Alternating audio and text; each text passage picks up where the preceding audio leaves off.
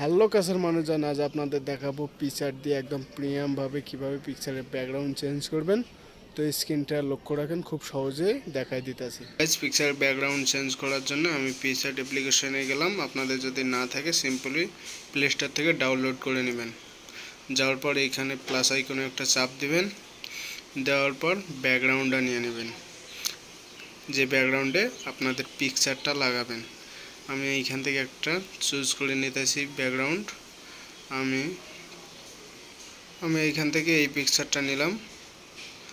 নেওয়ার পর এখানে অ্যাড ফটো একটা চাপ দিবেন, দেওয়ার পর যে পিকচারটা ওই ব্যাকগ্রাউন্ডে লাগাবেন ওই পিকচারটা নিয়ে নেবেন গ্যালারি থেকে। আমি আমারটা নিয়ে নিতেছি। আমি ধরেন যে এইটা নিলাম। নেওয়ার পর এইখানে অ্যাডোতে একটা ক্লিক দিবেন, দেওয়ার পর এখানে ফ্রেমটা একটু বাড়ায় নেবেন।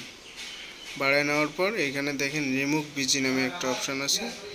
তারপর রিমুভ ব্যাকগ্রাউন্ডে একটা চাপ দিবেন, দেওয়ার পর পিছনের ব্যাকগ্রাউন্ডটা ভেনিশ হয়ে যাবে।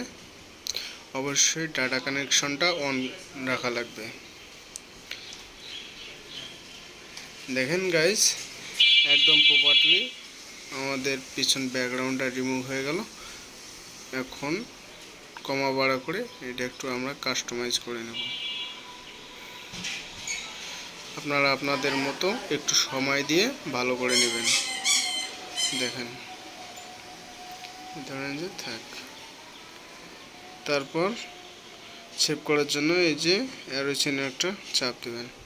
তারপর আমরা এইখান থেকে একটু কাস্টমাইজ করে নেব। তার জন্য টুলসে যাবেন, যার পর অ্যাডজাস্টে যাবেন, যার পর এইখানে স্যাচুরেশনটা একটু বাড়ায় নেব, শ্যাডোটা একটু কমায় দেব। আপনাদের ছবির মতন আপনারা অ্যাডজাস্ট করে নেবেন। আমি শ্যাডোটা একটু কমায় দিলাম, হাইলাইটটা একটু কমায় দিলাম। পিছনে ব্যাকগ্রাউন্ডটা গর্জিয়াস লাগতেছে, হাইলাইটটা একটু কমায় দিলাম। তারপর এইখানে দেখেন ইরেজ অপশানে একটা চাপ দিয়ে মুখে যে লাল লাল ভাবগুলো আছে এগুলো রিমুভ করে নেবেন। আপনারা একটু সময় দিয়ে কাজগুলো করবেন।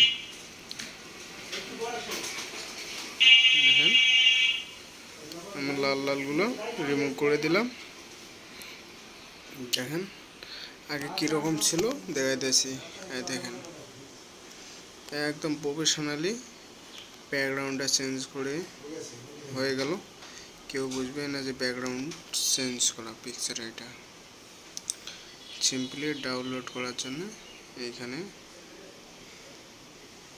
একটা অ্যারো চিহ্ন আছে, এখানে চাপ দিবেন। তারপর দেখেন পিকচারটা সেভ হয়ে গেছে।